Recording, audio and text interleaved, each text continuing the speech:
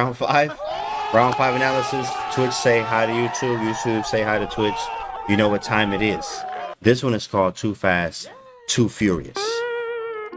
Shout out to somebody just purchasing some brain fuel right there. And the sponsor is Brain Fuel. Make sure you get yours. Canty 15% off. Look, check me out. Watch this. This one's called Too Fast, Too Furious. So who am I playing? You know, I'm playing Josh Postuma, who's a friend of mine, newly minted IM. Shout out to him. First, but it's also annoying because like I'm playing a friend. So I'm like, bro, why did we come all the way from Michigan?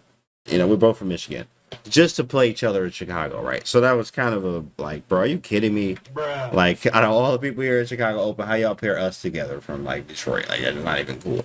But he just made IM, right? So here we go. Here's the game. I play E4. I know he plays Caro Kann. So honestly, this was not easy prep. I mean, this was very easy prep. Like, I know what he's gonna play. So D4, D5, and we go into this right here, right? Remember this, the James Grishuk. Like, we just covered this. If you missed the video of the James Grishuk, if you missed the video, then go back and watch it because it's literally the same thing. So we're flying through the move, or at least I am. C4, he is too. Knight F6, Knight C3, Knight C6, Knight F3. This is the same thing that I faced in round 3 of this tournament. Bishop G4, I take, Queen B3. I mean, this all booked. We flipping the moves out. People looking at the board because we moving so fast, right? So takes, East, and then, he go takes. This is all theory from round 3. So if you saw round 3, if you didn't, go back and watch it, right? They play E6, and this is still theory. Queen takes B6, Knight takes D4, right? And then after Bishop B5 check, Knight takes B5, Queen C6, King E7, and then here we go. Y'all remember this, James Grishuk. That's what they call me, James Grishuk now. After I played the Grishuk PSAC that Grishuk played against Vidit, right? And some nice games. So he goes Knight D6, and this is a PSAC. And as you saw in round 3, basically what was supposed to happen, bang, bang, blah, blah, blah, whoop-de-whoop, right? And then it happened, and we got the draw. So I fixed the line. Then we go here. I take, we castle, we get to the same line. And remember, Queen C8 is what was played before. And then this one, he plays H6. Bruh. Which this one is not one of the best. This one is not one of the best. So, in fact, what do you think the move is here, chat? So we're going to put this on you immediately. What do you think the move is for whites? And here the theory is very deep. And even here right now, I'm going to mess this theory up because the theory is very, very deep here. And right now, as I'm looking at this, I'm thinking about, I'm like, it's kind of blurry on what the best move is right now. Believe it or not, you are not going to get the best. A lot of you are not going to find the best move. Believe it or not, a lot of you are not going to find it. And I have to go back. I always have to go back and look at this theory because it's weird and it's deep theory. It's very deep theory.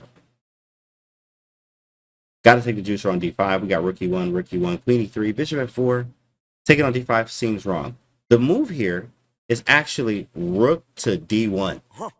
The idea here is actually we want to already put pressure here, right? And we want to take on D5. We're going to play around the pawn. And it's very strange. Like, I forgot how the theory goes, to be honest. And even the engine agrees with rook D1 being the move. Queen D5 is another move too as well. What is really not a move is a move that I play here, which is Queen D4. Bruh. Now, of course, this move does work. It does work. And there's lots of problems here, but it's not the best way to go. I forgot that, I always think that the king is going to run away. This is why in this line, it's very sharp stuff. You need to know your lines. If you're going to play this, guys, you got to be very sharp and very accurate. Because if you forget, it's going to be problematic. Now, remember, this one is called Too Fast, Too Furious, right? Because we're going to get to a point where that definitely comes up. Queen D4 is stopping the king here. I want to go rook E1. He goes Queen B6. Right, so after Queen to B6, I take on D5, and I'm hitting the rook. He goes Queen B7, and I do a little shake and bake. Right, Queen E5 check. Chess Dojo, thanks for the raid. Let's go. Big shout out to the dojo. Thanks for the raid. I'm just covering Chicago Open round 5. We in it right now. I'm gonna shout them boys out. Chess Dojo live. Chess Dojo live. Yo, shout out to you. Chess Dojo live. Thank you so much. So, all right, after Queen E5, King D7.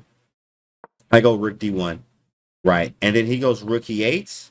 Now, remember, when we looked at that in round 3, right? After check rook E6, y'all remember that, right? You remember that? After bishop E7, what was supposed to happen again? After check, rook E6, queen takes, right?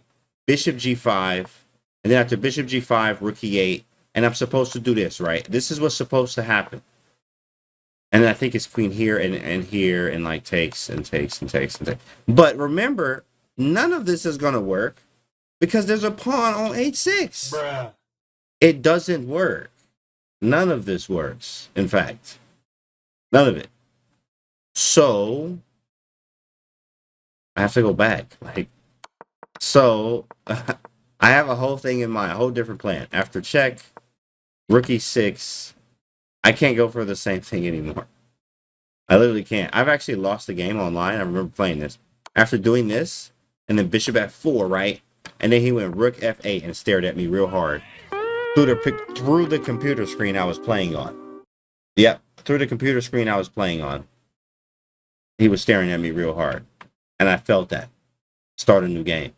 So I know that that doesn't work from personal experience. So in fact, we get to this position. White to move. What do you do now, chat? What do you do here? This is creativity at its finest. It's actually equal right now until a certain point, right? Well, sort of equal, but okay. Practically.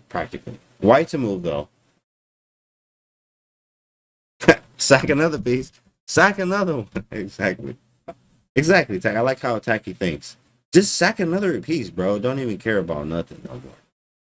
In fact, I played bishop f4 here. Whoa. With the intention of if he takes on f3, I'm going to play rook d3, right? And after rook d3, you don't have many squares for the queen. Many square. And if you try g6, right? Well, g6 immediately loses after queen f7, right? Because now this is hanging. So, right, this is a crazy looking position. But after rook d3, queen has to move. So what about queen e4, which I looked at, but then I have queen b5 check. This is kind of murky. It's just strange. King e7. I thought about taking. And if he takes with the rook, I have rook e3. So this is like very spicy. Of course, COE, calculation over everything. We always have to plug the merge every single time we say that because that's just what it's about. COE, right? shopcantymerch.com, right? Calculation over everything. So as we calculating this stuff and we seeing it, I'm ready to make it happen. I play bishop f4, hoping he takes. He obviously doesn't take. He finds a really nice move. He plays king e8. And he tucks and he rolls. I like that move. I thought this was a really strong move. I mean, he's a strong player. Like, he got all his norms. He's IM now. He's over 2,400 FIDE. He finds a great move. I go queen a5, right? Trying to be very active and annoying. And then right here we go. He goes g5. Now, this is why we call this too fast, too furious. Right here. This is too fast, too furious. So, white to move. I instantly played my move here. Instantly played my move, as a lot of you would too as well. As white to move, what do you do? What do you do? Instant, right? You just make your move. It's a pretty simple move you make here. Pretty simple move. A lot of you are going to find this. Bishop e5. I see bishop e5 from bottom. Yep. Bishop e5. What else we got? I mean, you only have three. Maybe not three. You have multiple moves for the bishop. But I made a snap bishop move here that I already calculated. I'm like, I'm going to go here. Right? I'm going to go here. I'm going to keep the pressure. I'm going to do this. I'm going to do that. Ice Cream in Space says bishop takes d6. Okay. So, in fact, I'm instantly too fast, too furious. Bruh. Too fast, too furious. You got to slow down. Even in this game, I still remember when I made this move. And, of course, when you have to, even from, I teach this to students as well, even from games that you win, you need to take something from. If you win the game, still take something from it.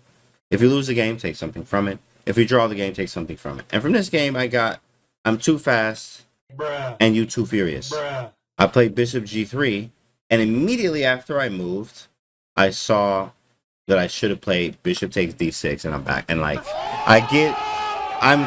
He blundered.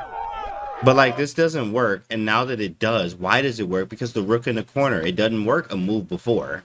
Because it's just going to take, like, it can do anything, or g8. But when g5 happens, Bishop takes d6. Why is this why is bishop d6 why is bishop d6 winning? Because after bishop d6, rook takes d6, right? And after rook d6, queen e5 check. Right? And of course, okay, this is not winning, but obviously way better than what could have happened. And I also have the piece back. Maybe this would be a perpetual check out of this. Thanks for the follow, major portions. Right. So what up, B? That was good. Queen e5 check. Right. And so bishop takes d6 is the move. And if rook takes, well, that's even worse because queen e5 check. And I'm picking up the rook in the corner. So in fact, too fast, and I got too furious. And after bishop, when I saw this, immediately I'm like, oh my goodness, bro. Bro, are you kidding me? Bruh. Bro. Hurt. Because he's, I mean, you're not going to get a second chance to do that. So f6, and that's it. Now, I mean, it's gone. The chance is gone. Too fast, too furious. Take your time in your tournament games. So I play rook a to c1, rook h7, and then I just try to make anything happen.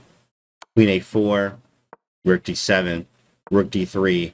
And I'm thinking I'm getting something here because, I mean, I still have some play. Like rook b3, queen d5. I mean, like, you know, bishop d8. And believe it or not, everything is equal if I play rook to d1. Rook to d1 is somehow equal. I mean, like, this is crazy. This is crazy. This is equal. And it gives this line right here. You got to be kidding me. Rook b4, queen here, and then rook b7. Bro, oh my goodness. Yo, look at this. That is nuts. Bro, oh my goodness. But I had something like this as well. In fact, what I played was similar. So imagine you looking at this game and I play rook c7, right? Like this is going on. This is double pinned. You like pin. This rook look like it's attacked twice and cannot be captured. It's such a cool move to make, but you're still absolutely losing. Bruh. Like it's a great move, but you're still lost. Like, cause I'm down a piece right now. But like, look at this move, bro. And it's like looking like you're doing something. You know, oh man, how did rook b7 work? You want to see how rook b7 works? Well, if you take knight takes b7 after queen takes, you can resign. Yep, 100%. Get this man off the board. Get him out of here. Start a new game. What are you doing, right? So, and you can't take it because it's pinned. So this is why rook b7 is nice. But queen c8 is best move, and then you get another pawn out of this. And I mean, yeah, that piece I'm down. Not so bad anymore. And I mean, look at your pieces are all tied down. So they give it zeros here. Very difficult to move. After rook c7, though, he finds some good moves. He plays knight f5, allowing some checking possibilities. Like, this is the main threat, trading everything off. So I take on d7, take back. Queen c2, because I'm trying to come around the back way, just in case he moves the knight. Queen d, oops, sorry, he goes, Queen d5, queen a4 check. I'm just losing here now. King f7. I take with check. Rook e7. Queen a8, just offering a queen trade. It doesn't care. It doesn't matter. Like check. And then king g2 and queen d3, and then I resign after this because there's no way to stop mate. Like this is game over. But I missed it from moving too fast. From the beginning here, right? Everything going the same as like round 3. Same. And I'm thinking we about to get the same game. I'm like, bro, if we get the same game, I'm gonna be on time. This is sweet. And then, you know, he plays it a little differently. I actually forget the line, which if you play sharp stuff, you need to know everything in the sharp stuff. Everything. Because here I forgot, and this is not one that I get a lot. But the move is rook d1, but I don't remember why, and I don't remember the theory, and it's ridiculous. So I'm just played off the head practically. Got a okay position. In fact, it isn't the greatest. He blunders. I move too fast, and I missed the shot of bishop takes d6. Don't move too fast, of course. Too fast, too furious, right? Not easy. How many hours does it take to learn this? I mean, it's a lot of hours, Bob. Great question, right? But of course, guys, we're going to cover round 6 tomorrow. So make sure you guys subscribe to the YouTube if you haven't already. See you on the video tomorrow.